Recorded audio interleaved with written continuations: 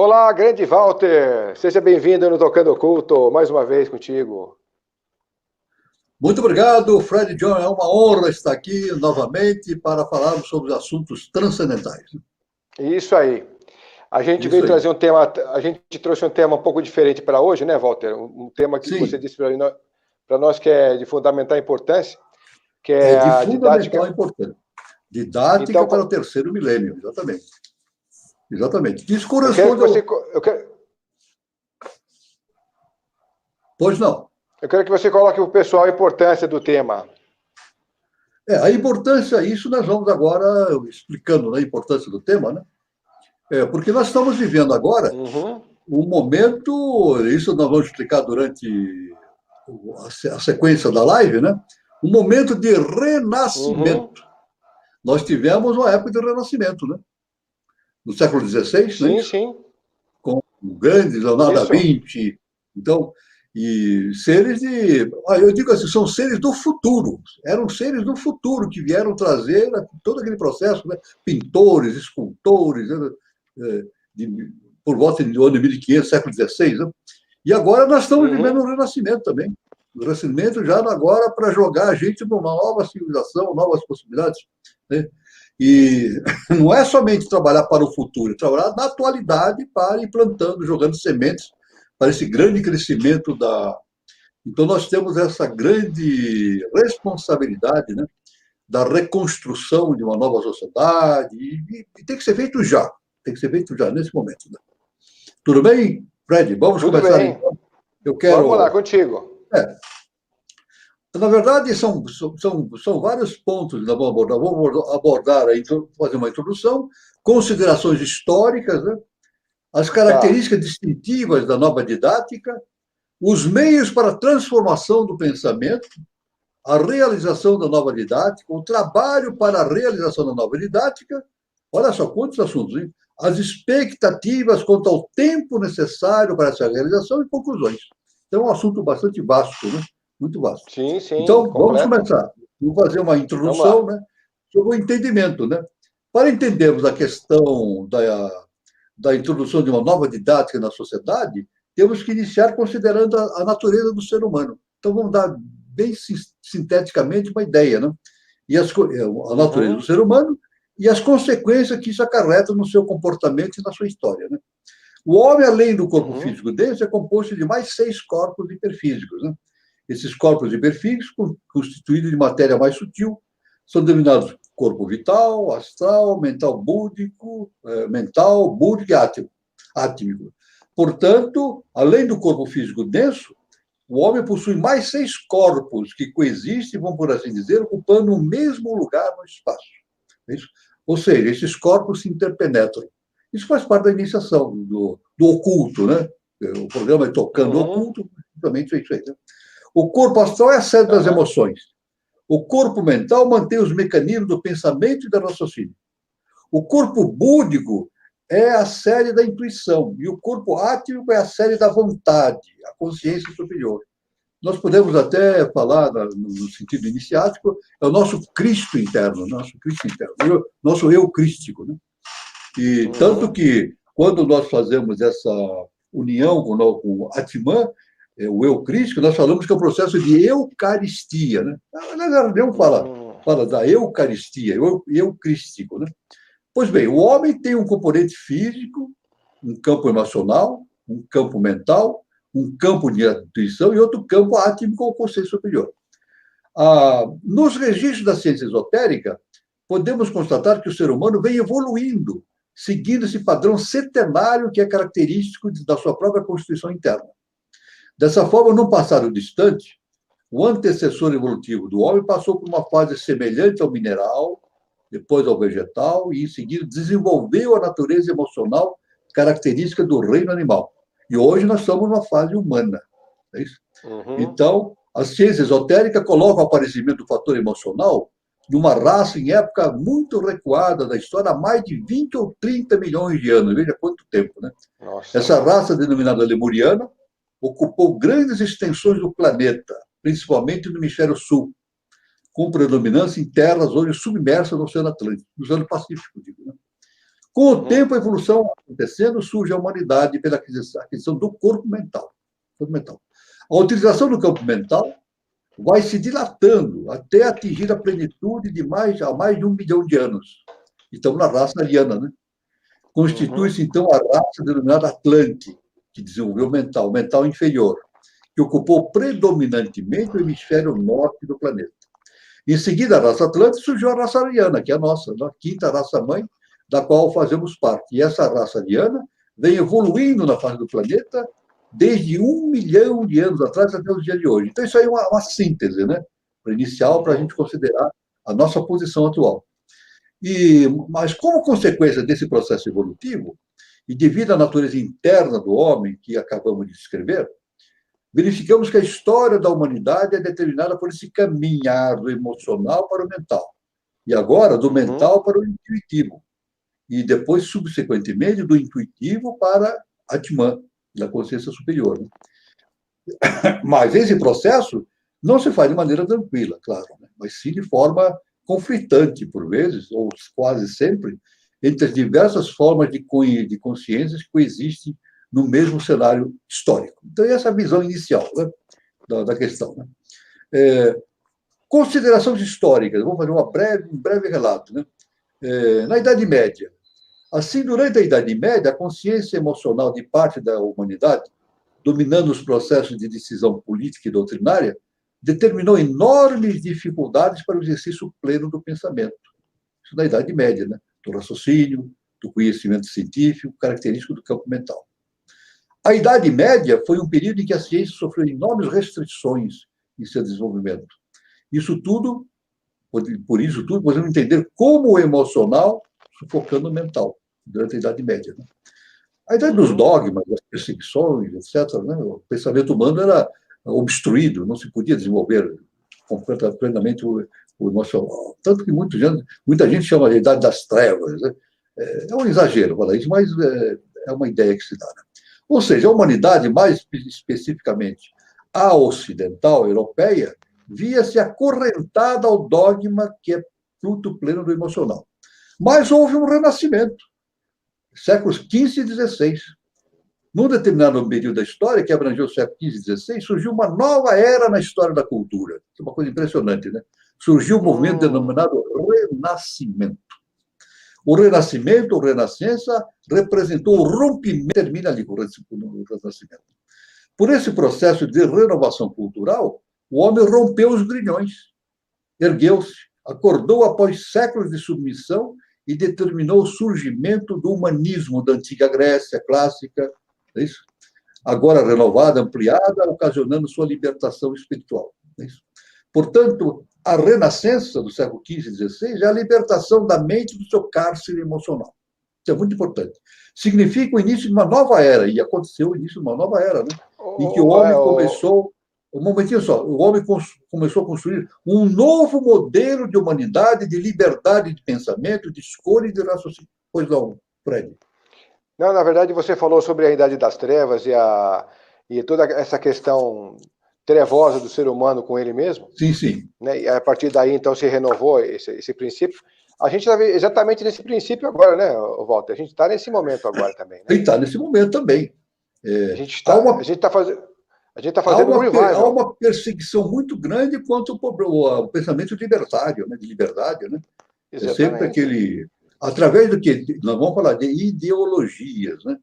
Através das ideologias, várias. Eu não vou citar ideologia por ideologia, muitas, né? Mas as várias ideologias, inclusive ideologia de natureza política, social, etc., econômica, e aí vai por diante. Né? Então, o que não corresponde à ideia, né? A ideia é fundamental para o ser humano, mas a ideologia ela restringe. Porque nós falamos isso. O dogma, né? Serve para satisfazer interesses de grupos, de pessoas, etc. Pois não, Fred? Não, a gente falou sobre isso, a importância disso na outra live que nós fizemos. Na outra live, exatamente. Porque você falou muito bem, porque o que estraga o ser humano é toda essa ideologia que ele compra. Exato. Às vezes ele tem até raiva dos opostos aí. Perfeito.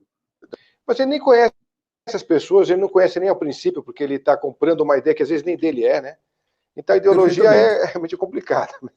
Né? Ideologia, aliás, já falamos isso na live anterior, Falamos.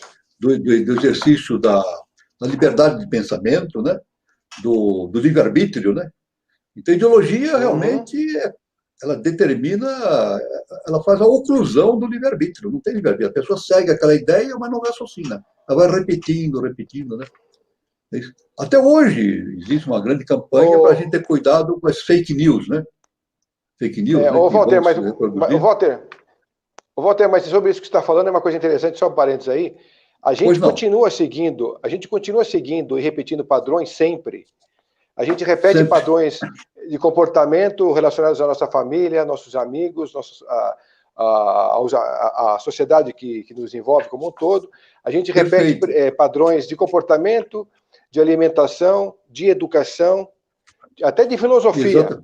Isso porque a gente não tem, né? Isso porque a gente não tem aquele princípio do livre pensamento e a questão de se fazer sempre as indagações. Então, e sempre a gente tem que ter esse princípio das indagações. Por que isso?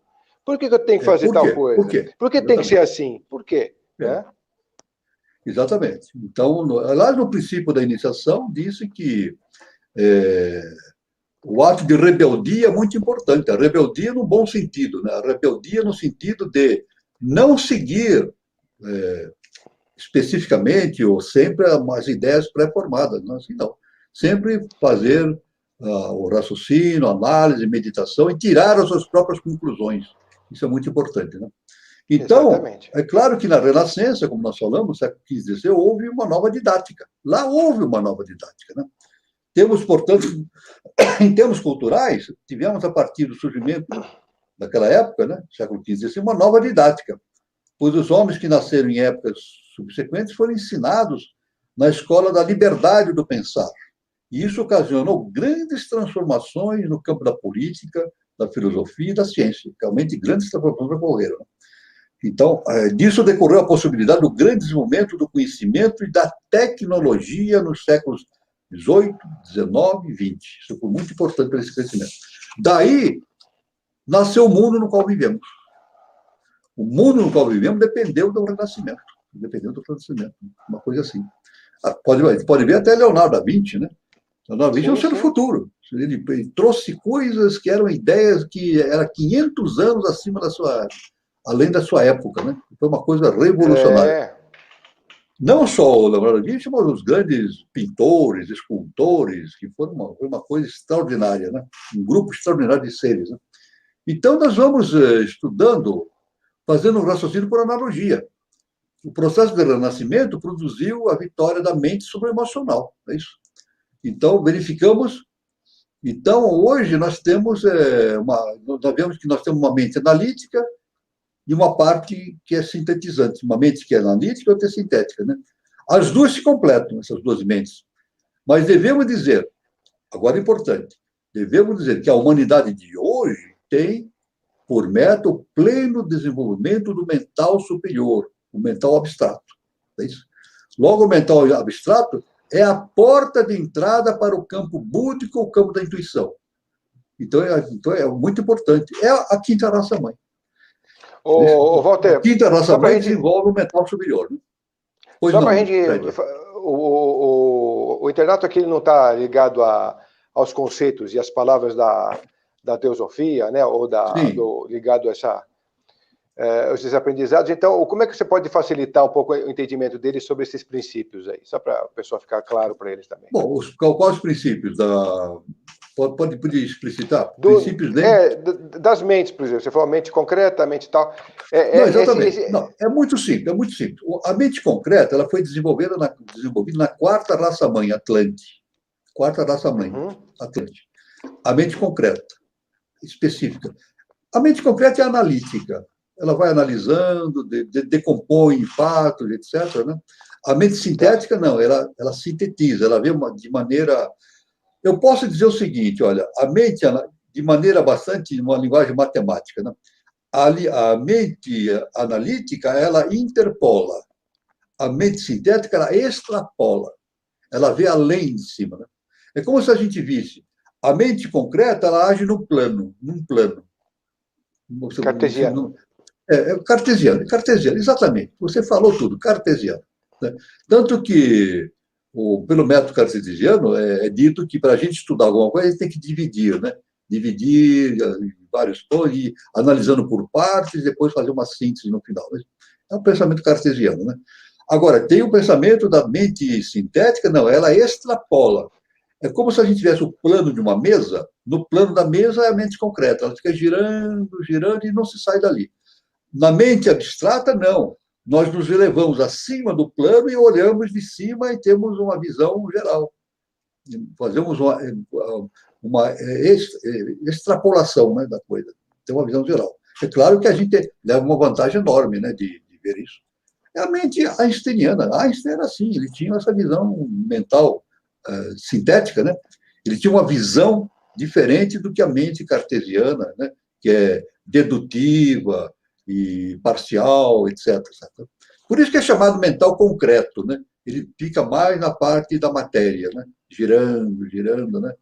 E nós podemos até dar o exemplo da física newtoniana, de Isaac Newton, né? Por isso que chama-se mecânica newtoniana. Ela se baseia no tempo e no espaço, né? Passado, presente, futuro, no movimento, matéria. Agora, Einstein não. Ele rompe com isso e surge uma nova ideia. E o tempo e o espaço tomam uma outra dimensão. E, atualmente, mais ainda. Com a física quântica, então, nem se fala. É isso? A física quântica hoje dá uma noção. O espaço e o tempo não existem. Veja bem, isso aí já era falado na antiguidade, na Índia, etc., os processos iniciáticos, né? Pois não. Walter, essa característica que você acabou de dizer aí a respeito Sim. Desse momento, ele já é totalmente bimânico já, não é? Ou está se engrenando para tal? Bimânico, você falou tudo, bimânico. A característica é bimânica, ou seja, o que é bimânico? Nós temos uma tríade superior que constitui a consciência da individualidade do ser humano, né? Espiritual. Nós temos, num vértice dessa tríade, nós temos o mental superior, sintético, e do outro lado, o búdico. Esse é o bimânico, são duas mentes. Só que uma mente é sintética e a outra é intuitiva. É realmente um processo bimânico. E esse processo bimânico, ele é menos emotivo, ele carrega menos afetividade? Não, o processo bimânico não age como emocional. Não age como emocional. Ele então, independente da emoção. Porque se a gente for no quaternário inferior, nós temos aqui a mente e a emoção, né? Que a psicologia chama do psicomental, né? Essa é a alma humana. A alma humana é o psicomental. Então, a pessoa... É interessante. É o psicomental da psicologia. Então, quando uma pessoa age no mundo, ela pode agir de forma mental ou de forma emocional. Tem uns que agem absolutamente de forma emocional. Outros agem de forma absolutamente mental. Jung fala isso também. Jung fala sobre essa questão. Agora, o ideal é fazer esse equilíbrio entre mente e emoção. Nem tanto emocional, nem tanto mental. Esse equilíbrio. Isso é muito importante no processo da iniciação. Quando o ser humano faz o equilíbrio entre mente e emoção, ele, sabe o que ele faz? Abre caminho para a tríade superior. Abre caminho para o estado bimânico. Bimânico. É isso? Então, o que a gente tem notado atualmente, Walter, só completando o seu raciocínio, o que a gente tem notado é que há uma defasagem nesse equilíbrio. Há uma defasagem nesse equilíbrio. A gente tem notado que ele não está se chegando, talvez até por conta dos pais, os bimânicos estão com dificuldade de se equilibrar emocionalmente, trabalhar esse emocional. Trabalhar a relação melhor, trabalhar... Olha, HPB, Helena Petrovna Blavatsky, ela falava dos seres bimânicos, atos bimânicos, do surgimento, né? Então, na doutrina secreta, ela afirma que esses seres seriam considerados seres estranhos. Seres estranhos. Jovens com as ideias estranhas e a sociedade não ia aceitar, né? Não é estranho pelo fato de ser diferente ou anormal, não, pelo fato de ter uma visão adiante, né? Para frente. Isso é o que chamam dos índigos, né? Azuis, etc. Isso está acontecendo realmente. Está acontecendo. Então, é o caminho do bimânico. Bimânico que vai abrir uma perspectiva extraordinária para a humanidade, né? Então, esse é o caminho da humanidade. Necessário, Do mesmo forma que no passado a mente superior à barreira da emoção, cada vez mais plenamente, a intuição irá superando a barreira do mental. Do mental, né? Então, dessa forma, a intuição, tanto que eu posso dizer o seguinte, a intuição é tão espetacular que a ciência não aceita. A ciência não aceita. Eu vou dar um exemplo prático. Suponhamos que um cidadão vá defender uma tese numa qualquer universidade, do Brasil não, do mundo. Então, tem lá 10 examinadores, né, doutores e tal, né? Então, ele pega seu material e começa assim. Intuitivamente, eu cheguei às seguintes conclusões.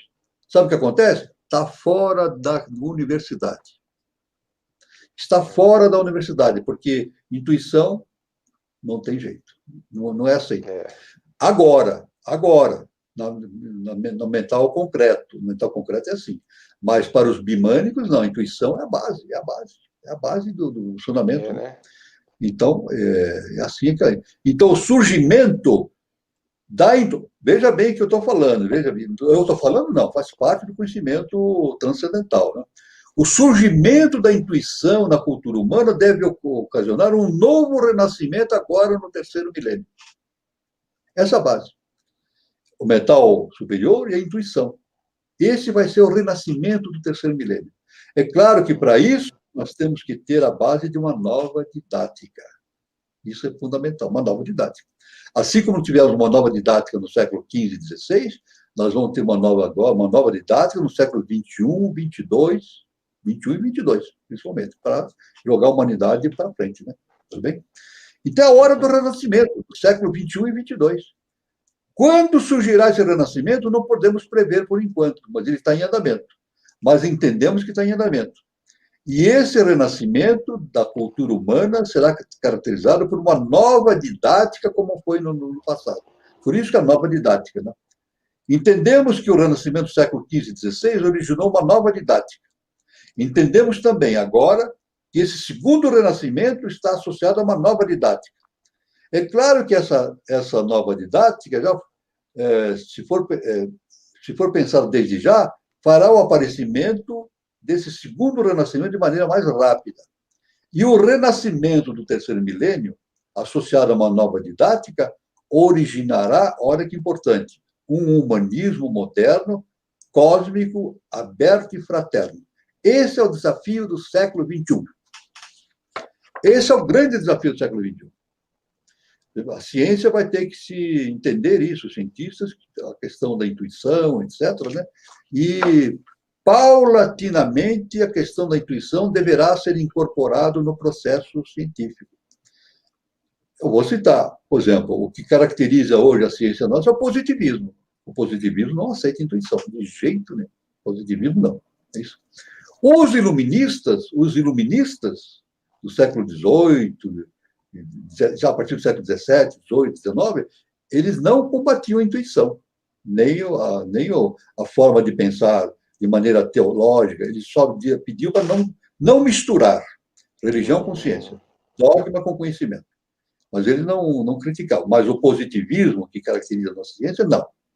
O nosso positivismo, ele não aceita a intuição, não aceita falar-se em divindade, etc., né? Mas isso aí é transitório, né? Isso vai ter que ser mudado, né? Tudo bem, John? É isso. Vamos lá, John. Seguindo. Vamos lá. Agora a gente diz assim, quais são as características dessa nova didática? Eu estou entrando na parte 3, características distintivas da nova didática. Quais são as características dessa nova didática? Aí sim nós temos que entender esse quadro de maneira bem clara. Agora eu quero dizer o seguinte, esse trabalho não será fruto de um gênio. Não é um gênio que vai fazer isso. Mas sim da ação coletiva de profissionais em cooperação multidisciplinar, em parceria sinérgica pela via de uma ação participativa. É isso? De uma ação social participativa, né? Em conjunto, né? Tal trabalho no campo da educação da criança iniciando com a criança, terá reflexos extremamente positivos na sociedade. Uma nova visão de sociedade.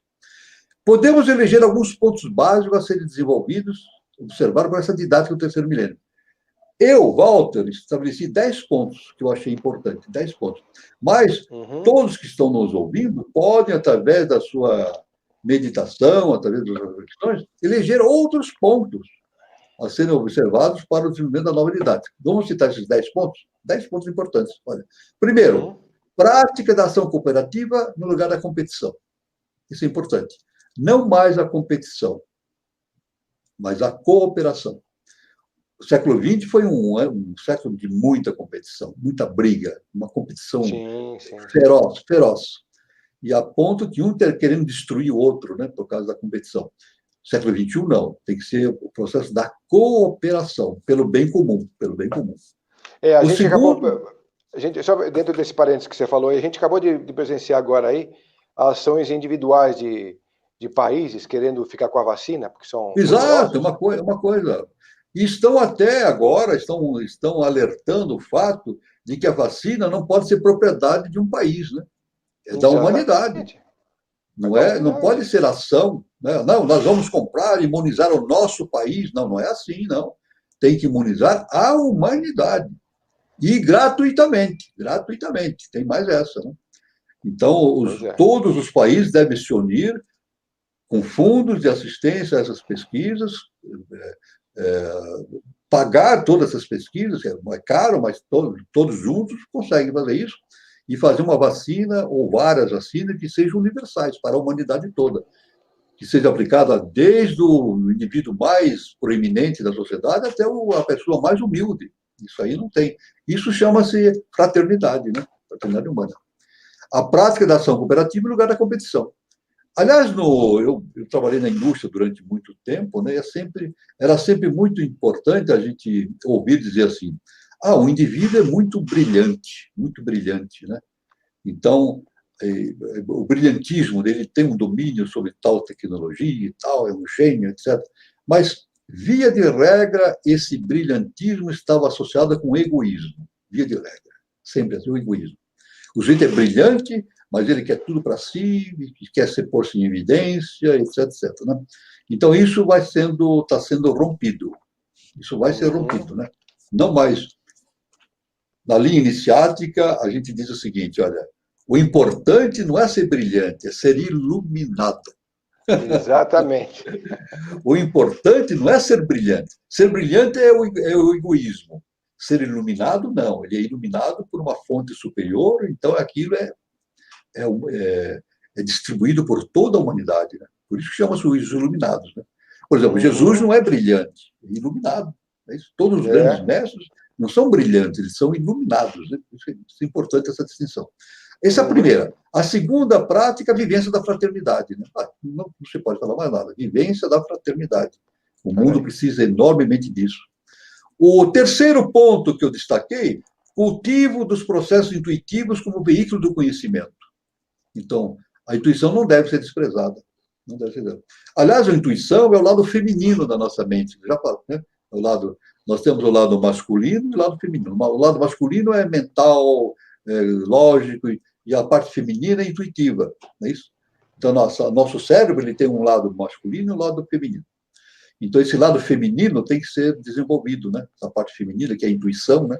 Tem que ser desenvolvida. Né?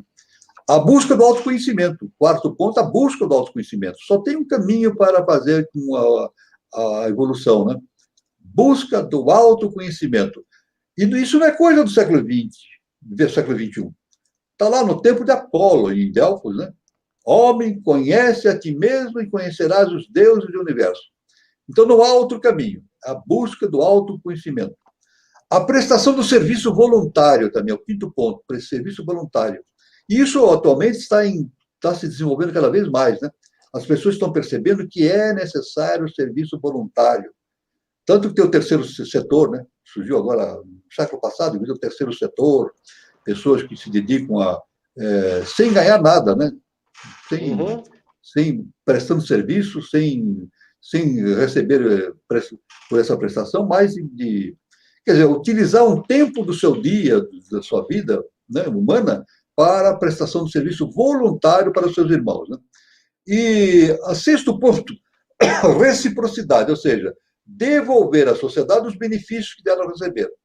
Nós recebemos benefícios da sociedade, temos que devolver isso. Por exemplo, eu estudei na USP, fiz um curso de graça, gratuitamente. Então, a minha obrigação é devolver à sociedade aquilo que eu recebi de graça.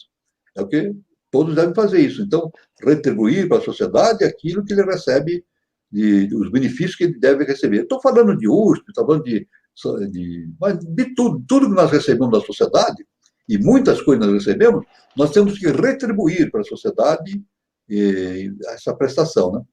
A valorização do trabalho coletivo também é muito importante, não mais individual, trabalho coletivo, né? Isso é muito importante.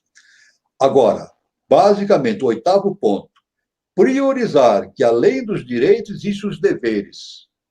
É isso? Em 1948, houve a Declaração Universal dos Direitos Humanos pela ONU. É isso?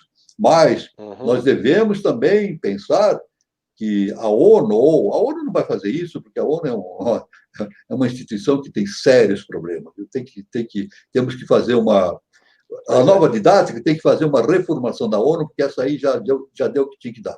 É uma entidade falida para mim. A ONU é falida. Ela não resolve problema nenhum. Só cria problemas. A ONU só gera problemas. Então, isso temos que gerar uma nova... É o que o nosso mestre, o professor Henrique de Souza, fala, reconstruir.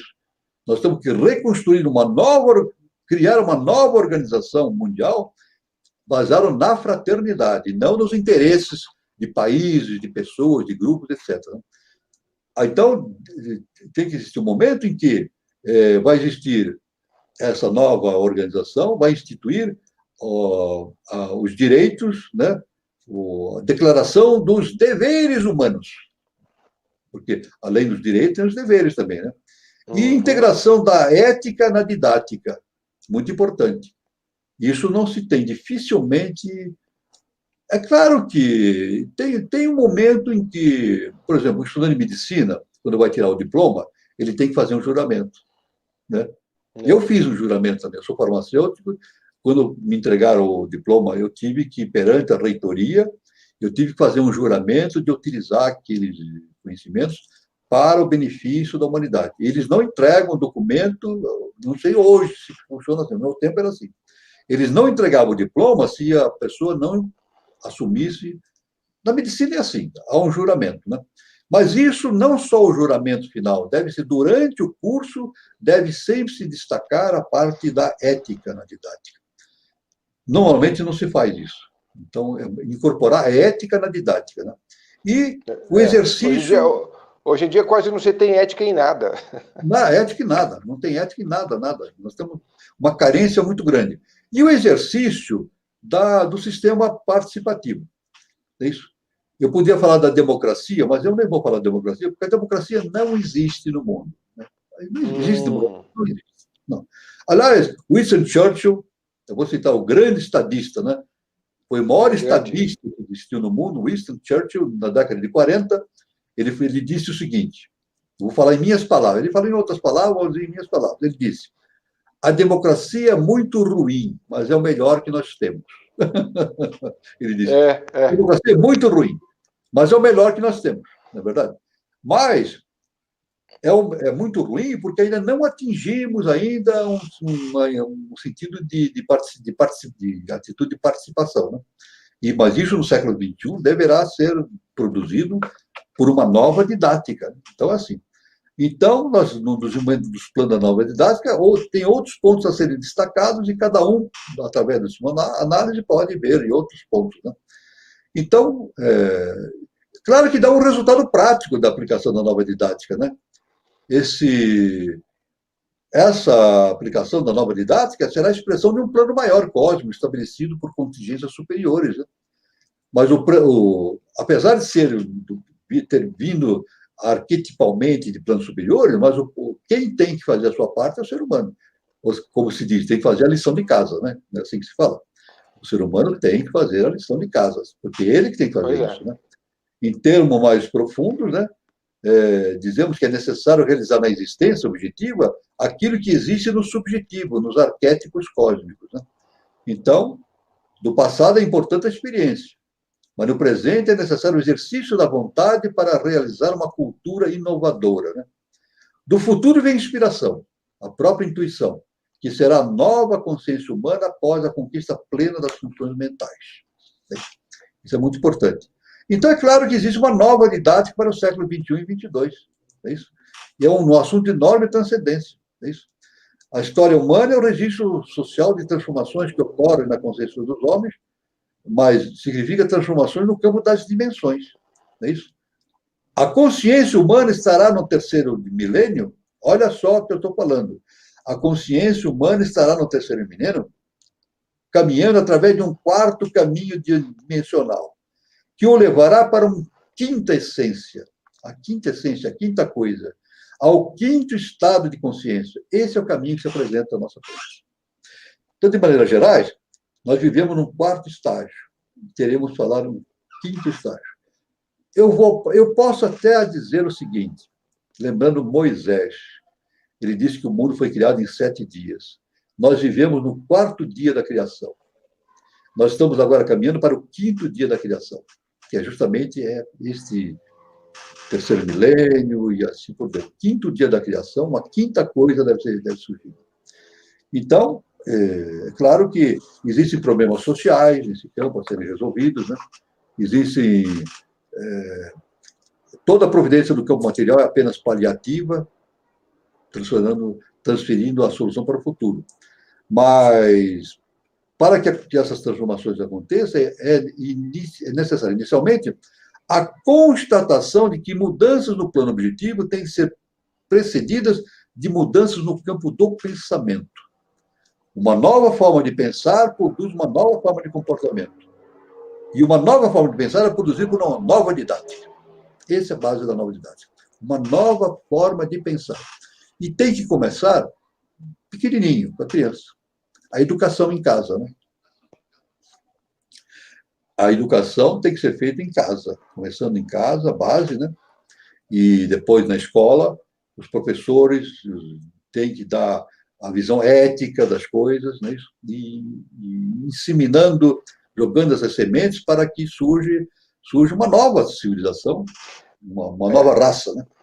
Vamos ver se a gente consegue fazer isso de uma maneira mais efetiva, porque está se ensaiando muito, né? Se ensaia que vai existir um novo modelo, porque esse modelo já está podendo ser de gasto mesmo, não tem muito o que oferecer. Exato. Vamos ver se a gente consegue, aos poucos, implementar isso. Mas o que eu temo aí é que a gente ainda vai ter que amargar ainda mais episódios mais catastróficos pela frente, para até que a mente do ser humano entenda que ele não é um só. É verdade. A gente vive em coletividade, né? É verdade, isso é verdade. E que temos a polarização. Tem muitas barreiras a serem vencidas, né? Como você falou, né? Então, isso aí é realmente importante. Mas uma coisa é verdade. Um novo tempo está nascendo, indiscutivelmente. E aqueles que não perceberem esses fatos estarão vivendo no passado da sua geração. Aqueles que não perceberem que um novo tempo está nascendo e ficam batendo na mesma tecla das ideologias, das questões pessoais, etc., está fora. Está fora. Esse está fora. Ele não vai contribuir com a evolução da humanidade e, pelo contrário, ele vai colocar obstáculos nessa posição. Isso é muito importante, esse entendimento, né? O futuro já chegou. É aqui. Porque temos já em nossa consciência a percepção intuitiva do novo, do inédito, do terceiro milênio. Para viver realmente no presente, é necessário viver já o futuro da humanidade. É isso? E o futuro da humanidade é a nova didática tratada aqui nesse momento, nessa live. Então, hoje, se alguma universidade persistisse em ensinar unicamente a física de Newton, em detrimento de Einstein, da física quântica, isso seria impensável, né? É a mesma coisa que uma universidade queira ensinar só a física newtoniana. E já passou. Ela tem sua validade, mas tem um momento histórico, né? Aí vem a física de Einstein, a física quântica, e vai evoluindo, né? Vai evoluindo. Walter, você falou uma coisa importante, entre todas as outras coisas. É que tudo tem o seu tempo. Mesmo aquilo que foi dito há 2.000 anos atrás, lá pelo Cristo, tem que, de alguma forma, sofrer um upgrade sobre isso, né? Tem que ter É lógico que tem os princípios básicos de fundamento, que são o alicerce dessa concepção, dessa nova era, desse pensamento mais elevado. Mas todo o princípio, ele está sujeito a essas estruturas que vão se modernizando. Então, a gente tem que acompanhar o processo. Tem que saber que bases são importantes, né? Que bases são importantes, qual é o fundamento dela, mas seguindo para frente de uma maneira mais atualizada, né? Isso, quem é capaz de oferecer são os colégios iniciáticos, na verdade, né? Exatamente. Justamente esse ponto, porque nessa nova didática, ela não vai surgir do povo, né? Não tem isso. Por exemplo, existe a democracia, né? Vamos analisar uma coisa. Pode até parecer estranho isso, né? A democracia. Eu estou seguindo a ideia do grande estadista, né? O Churchill, né? Que ele falou que a democracia é muito ruim, mas é a melhor coisa que nós temos. Né? Não temos coisa melhor do que a democracia. Né? É melhor do que a tirania, né? Mas a democracia tem problemas. Claro, né? Claro, tem problemas. Né? É melhor que se eleja o voto, etc. Mas em toda a Constituição do mundo, qualquer Constituição diz assim, o poder emana do povo. Se a gente analisar bem isso, é uma fake news, né? Porque o poder completamente, é uma fake news. Né? Veja bem, eu posso citar Jesus, né? Jesus e Barrabás. Né? Na hora de votar, Pôncio Pilatos mandou votar em quem eles queriam libertar e votaram em Barrabás. Pronto. Então, o poder emana do povo? Não. O povo votou em Barrabás. Isso é a prova esotérica, transcendental, que aquilo que o povo resolve. Por quê? Isso faz parte da nova didática, viu? Porque as pessoas ficam falando o povo, e essa conversa já passou, já não tem mais. A verdade é o seguinte: o que vai transformar a humanidade é uma elite. Não é elite econômica, elite social, não, é uma elite espiritual.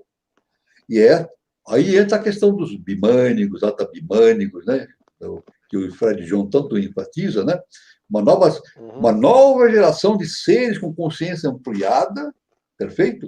Que vai jogando as sementes.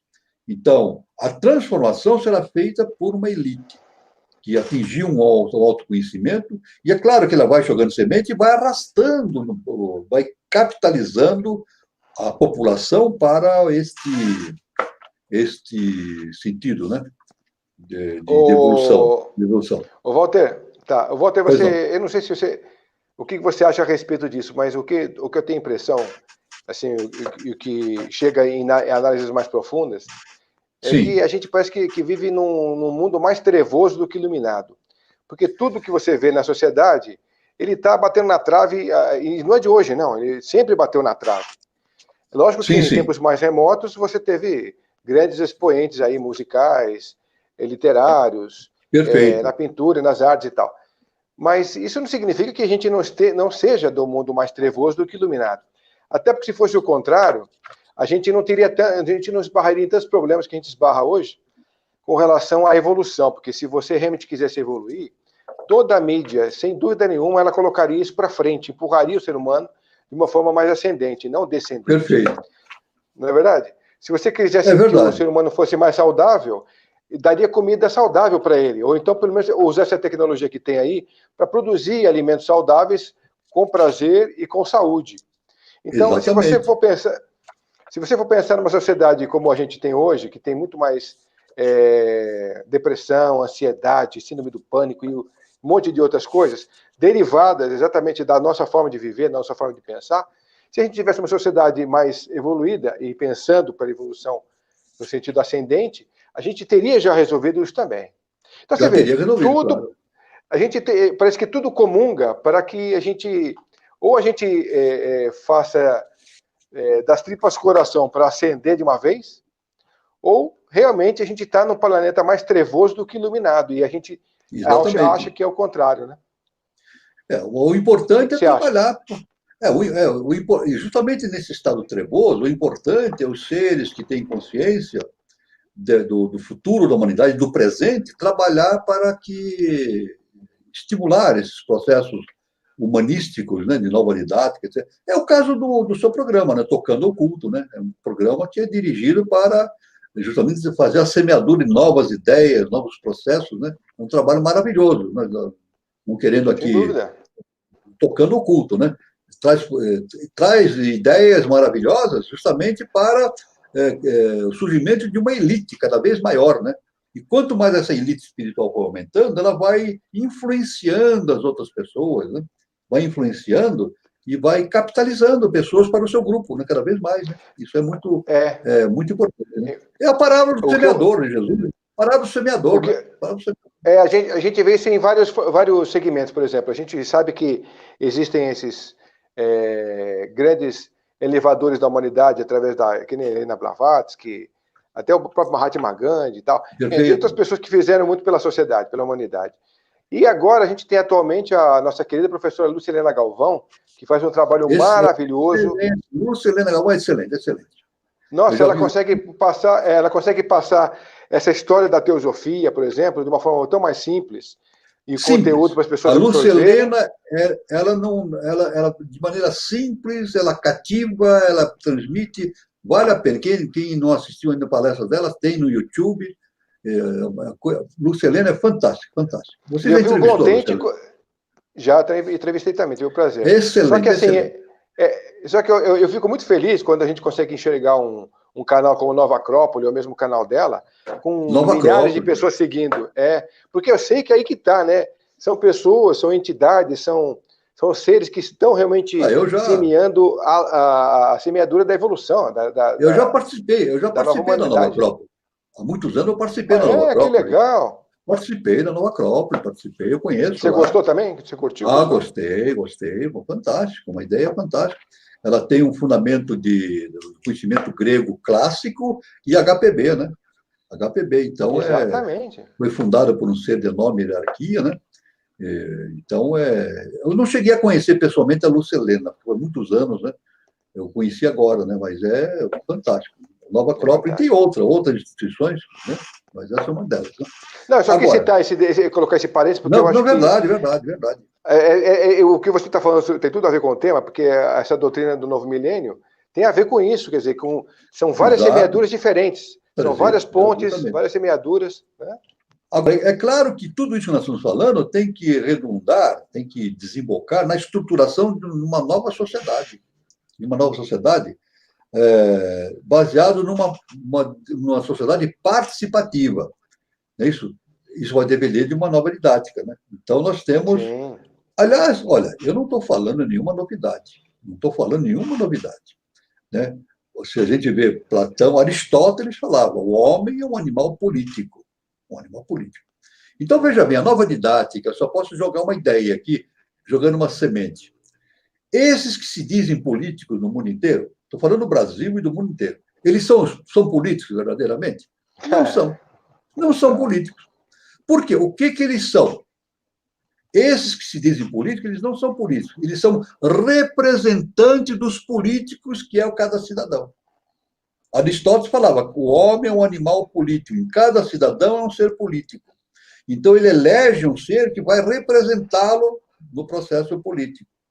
Exatamente. Nesse sentido, aquele que está representando o político, ele tem que executar fielmente aquilo que prometeu. Normalmente não acontece. O sujeito é eleito e faz o contrário daquilo que fez.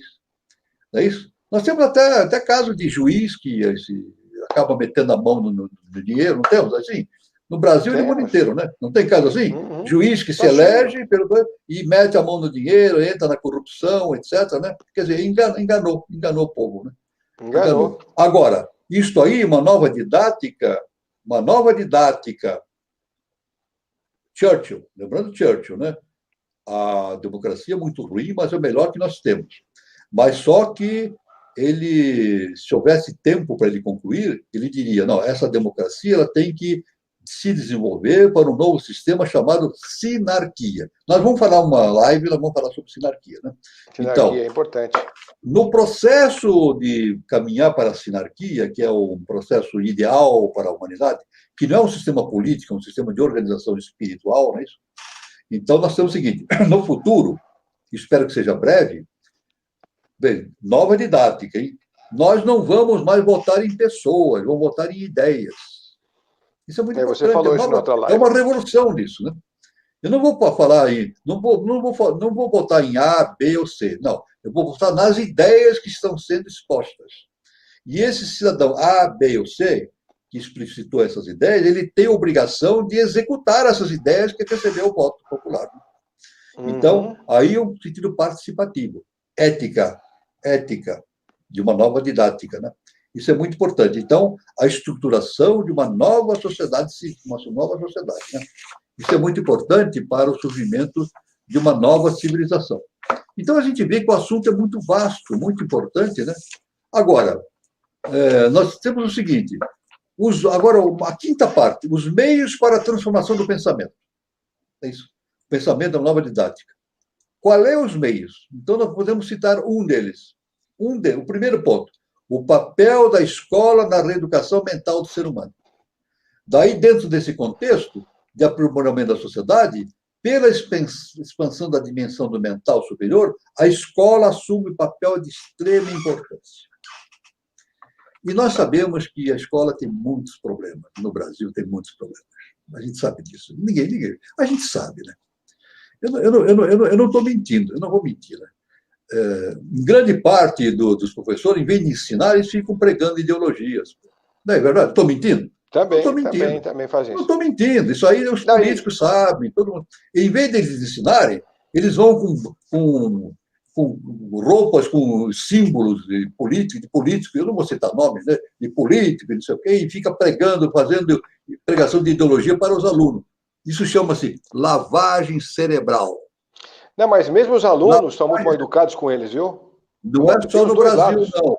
Olha, não é só no Brasil. Nos Estados Unidos existe lavagem cerebral também. Muita lavagem cerebral. Na Europa e assim por diante. É um problema da humanidade. Então, o professor, então eu digo, a escola, o professor da escola, ele não deve se preocupar em transmitir ideologias, mas ideias. E justamente falando da ética, né? Da participação social, etc. Isso tem que ser reestruturado. É uma nova reestruturação que o ensino deve fazer, né? Então, isso corresponde a uma nova didática, né?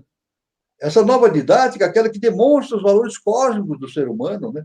Que dá ênfase à fraternidade, que ensina o exercício da cooperação no lugar da competição. É isso. Eu quero dizer que um professor que pega ideologia, ele extermina uma geração. Uhum. O indivíduo... Olha, e nós temos hoje... Eu não estou mentindo. Eu vou falar uma coisa que não é fake news. Recentemente eu vi uma notícia feita por um órgão da educação e constatou que mais de 50% dos universitários são analfabetos funcionais. Mais de 50 pessoas, 50% dos universitários diplomados são analfabetos funcionais. Ou seja, o que é um analfabeto funcional? É um sujeito que não entende o que lê e não consegue escrever o que pensa. É isso. É analfabetismo funcional. E isso é muito evidente aqui no Brasil, não só no Brasil, no mundo inteiro. No mundo inteiro. Porque a escola, infelizmente, entra no desvão, entra no mau caminho e começa a ensinar coisas que não deve tocar. Não deve tocar. Então, a escola é feita para dar conhecimento e não para fazer lavagem. Walter, outra coisa que também tem falta é o discernimento. A gente dá a condição do ser humano ser mais pensante para ele fazer o discernimento do caminho a trilhar. Mas o que a gente tem percebido é que não existe discernimento e pensamento, porque existe uma absorção de informação coletiva e vai seguindo como se fosse um gado. Então o gado vai seguindo aquela toada e vamos que vamos. É claro. Então, é claro que, para que essa transformação ocorra, eu não estou falando no Brasil. Às vezes eu estou falando, criticando o Brasil. Não estou criticando, eu estou falando da humanidade. É necessário que os congressos nacionais do Brasil e de outros países se interessem em fazer isso, essa revolução cultural. É muito difícil, muito difícil. A gente sabe que os congressos nacionais do mundo são de péssima qualidade, né? Estou mentindo? Não. São de péssima qualidade. Por quê? São eleitos cidadãos que não têm condições de exercer o cargo de representante dos políticos, né? Eles mentem, tem aqui esses que fazem a propaganda política dele, né, os marqueteiros políticos. O marqueteiro político transforma um bandido num anjo. Todo mundo vê um anjo na frente. Quantas vezes eu votei, e aqui no Brasil, eu votei em indivíduo e depois descobri o contrário. Eu já cheguei, entrei nessa, né? Votei no indivíduo, depois o sujeito tira a máscara e se mostra a verdadeira face dele. Agora também, Né? até a Lena Bentes também esteve aqui com a gente numa live, né, no Instagram, e passei depois para o Facebook, aliás, para o YouTube, e ela contou que agora nós estamos realmente num tempo em que as máscaras vão cair e cada vez mais. As máscaras vão cair cada vez mais, exatamente. Isso no mundo inteiro. A pessoa pode pensar que eu estou falando no Brasil, né? No mundo inteiro. Então, isso é muito importante, a renovação, a reestruturação dos mecanismos sociais, políticos, né? No mundo inteiro, Senado, Câmara de Deputados, o Legislativo, né? E a justiça também, em todo mundo, nos Estados Unidos, aqui, na Europa, etc, etc. É uma renovação, é o reconstruir. Temos que reconstruir tudo isso aí. Exatamente. Essa é a base da escola. Agora tem a família. O papel da família na reconstrução mental do ser humano. A escola deve exercer papel muito importante nesse trabalho de renovação mental do indivíduo e na coletividade. Mas a real transformação da sociedade como um todo só poderá, eu vou repetir, só poderá ser realizada a partir da família. Por quê? Educação é dada pela família. Cultura é dada pelo Estado. Aliás, eu acho um erro. Eu já publiquei no Facebook, né? A minha opinião, é uma opinião que eu estou dando como eu vivo num país de livre pensamento, né? E, inclusive, esse meu pensamento foi encampado por uma pessoa lá de Portugal, né? E ela pediu permissão para mim para expandir esse conhecimento lá em Portugal, que tem também problemas, né? Eu disse o seguinte, que Ministério da Educação é um erro. Não existe Ministério da Educação, nem pode existir. Porque quem dá educação é a família. Tem que ser Ministério da Cultura. Ministério da Cultura é uma coisa. Agora, Ministério da Educação tem que ser eliminado. Isso não existe. Então, resumindo, quem dá educação é a família. O pai, a mãe e os avós. Quem dá cultura é o Estado. É isso. E, aliás, recentemente nós tivemos aí um slogan Pátria Educadora. Isso é uma fake news, né? Fake news, produzido pelo governo. Pátria Educadora. Eu estou falando do Brasil? Não, eu estou falando de todos os países. O governo americano é uma pátria educadora? Não é educadora, porque quem educa é a família. Não é verdade? Nem o Vaticano. Nem o Vaticano consegue ser uma pátria, é um Estado, ele não consegue ser educador. Não consegue ser educador, porque a educação é da família. Eu estou falando de um aspecto cósmico, porque o cosmo é estruturado através do pai, da mãe e do filho. Temos o primeiro logo, o segundo logo. Então, a família é uma projeção do superior no plano físico. A família, então, é sagrada, é divina. Então, o pai representa o primeiro logos, a mãe divina, e o filho. É isso? Então, é nisso que nós temos que pensar no terceiro milênio, né? Agora, já a partir de já, e dar essa importância fundamental para que a educação surja da família. Muitos podem dizer, mas às vezes a família não tem condições de educar o filho. É verdade, às vezes não tem. Mas é claro que a sociedade em conjunto, né, os educadores podem dar uma mão nisso, né? Eles podem dar informações para a família, né? Mas não substituir a família, não. Eles podem auxiliar psicólogos, psiquiatras e educadores, né, etc. Eles podem jogar sementes, né, do processo educativo, né? Mas não substituir o pai e a mãe. Não, isso não. Não pode ser feito. Walter, nessa pandemia, os pais entenderam bem esse recado, né? Porque eles tinham, agora foram obrigados a engolir uma situação e a fazer uma coisa que muitos deles não fizeram até então, né? Que é ficar com os filhos em casa, educar.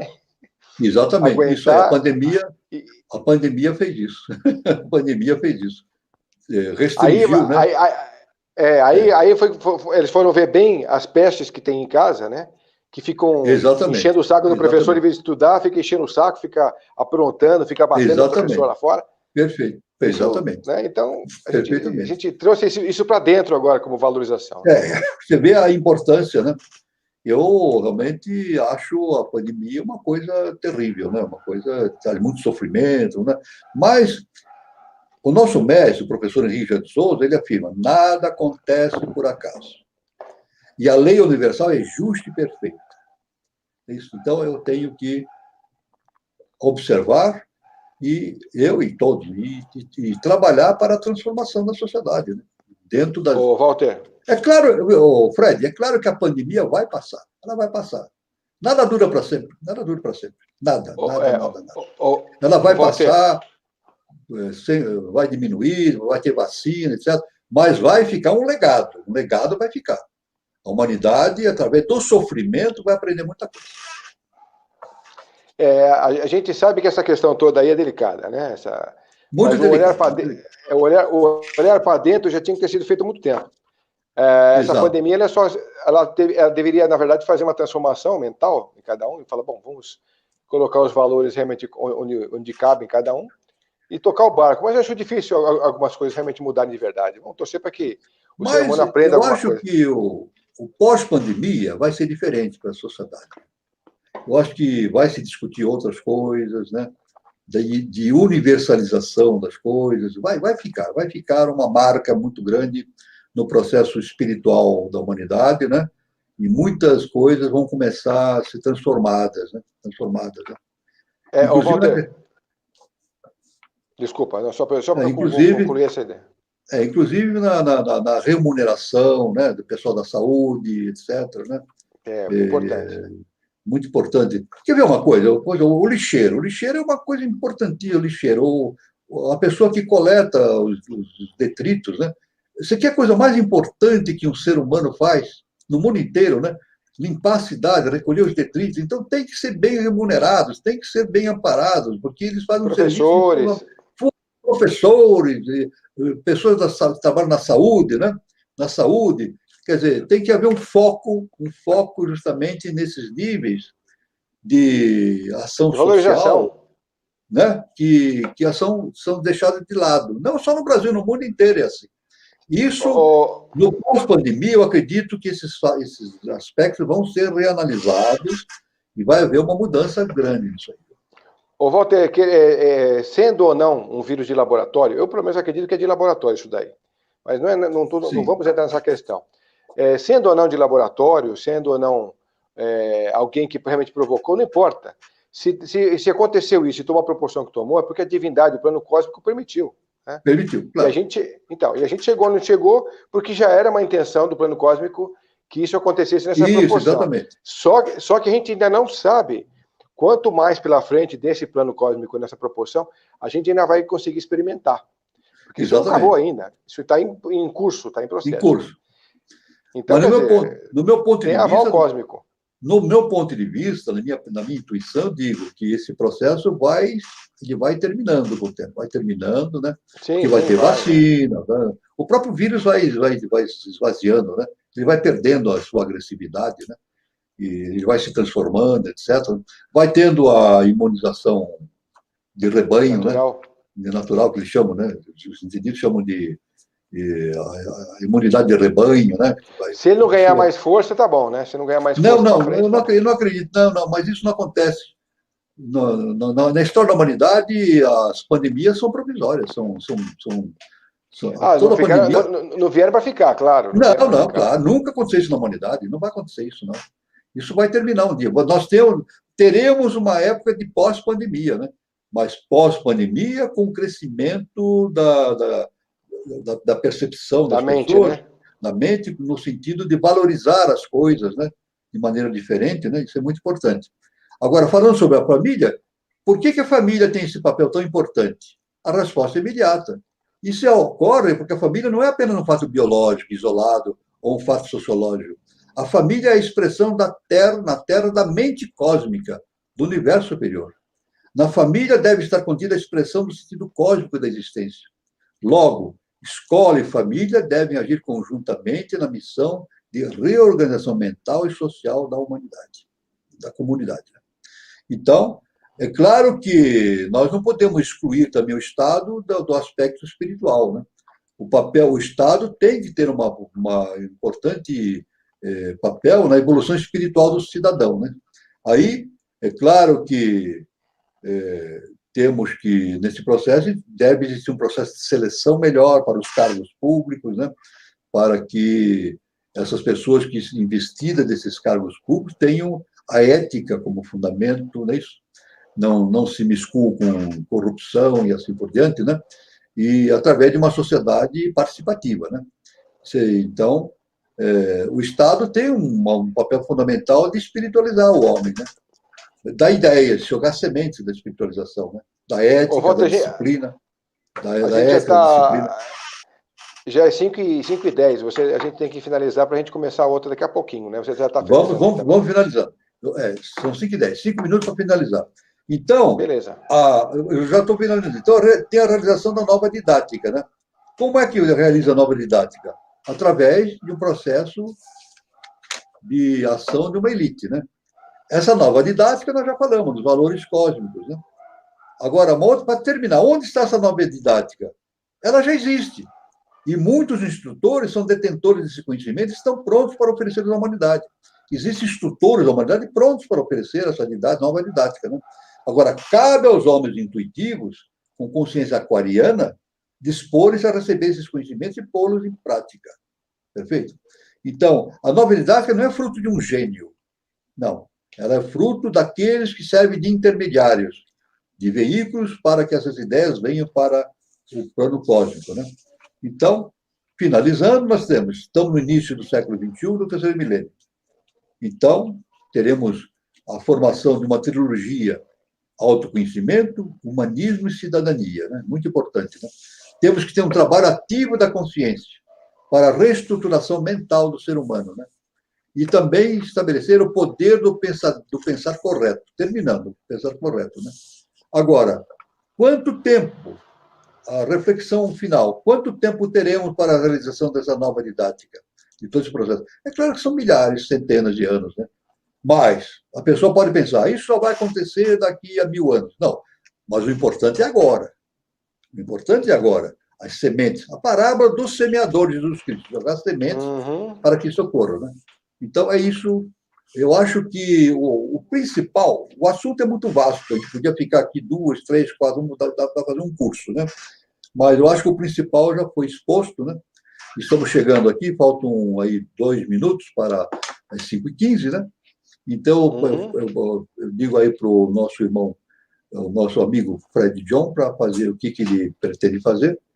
Trazer fazer você comigo de novo na outra live. Não. Fazer seus comentários. Eu gosto do Fred John porque ele joga muitas ideias, vai jogando ideias e vai semeando ideias, né? A gente vai atingindo vendo novos caminhos, etc. Isso é muito importante. Eu acho que é importante essa participação dentro do tema, porque é um tema, como você falou, tem vários ângulos, várias vertentes aí dentro da Ele é muito plataforma. Extenso. É muito extenso. E a gente sabe, exatamente, a gente sabe que a gente está num momento muito delicado das pessoas entenderem que o processo é interior e que precisa realmente fazer um esforço grande para isso mudar dessa forma, porque senão a gente vai ter cada vez mais dificuldade para enfrentar o que vem pela frente, cada vez mais dificuldade para caminhar. Eu acho que a base é o autoconhecimento, né? Autoconhecimento. A pessoa vê por dentro de si mesmo e essa é a base. Essa é a base. Bom, Walter, ficamos por aqui então para a gente finalizar. Ótimo, né? Perfeito. Foi excelente. Gostei muito da oportunidade, foi uma honra e tudo bem. Felicidade para todos. E eu, como sempre falo nas minhas apresentações, né? Eu digo assim, luz, paz e amor para todos. Isso mesmo. Bom, você vai estar daqui a pouquinho comigo lá no Tocando Oculto também, então... Tocando Oculto, exatamente. Fazendo a outra live, então a gente vai continuar nesse processo. Perfeito. Né? Bom, pessoal, vocês aqui ficaram com a gente mais uma vez, obrigado pela possibilidade, obrigado pela interatividade, e vamos estar juntos no próximo Tocando Oculto, também com um tema muito bacana, e agora a gente continua com o professor aqui, também numa abordagem, só que agora vai ser ao vivo, aberto para vocês. A gente só não abre todas as lives para vocês, porque a gente tem que ter um critério de começo, meio e fim do tema debatido, senão a coisa se perde no meio do caminho e acaba ficando pela metade, né? Ou então nem começa direito. Então a gente faz ela fechada exatamente para ter esse começo, meio e fim, com a estrutura exatamente que o tema merece, né? E agora a gente então deixa vocês numa outra ocasião acompanhar com a gente um novo tema com o professor, e até esse nosso programa Tocando o Culto. Valeu, gente. Obrigado.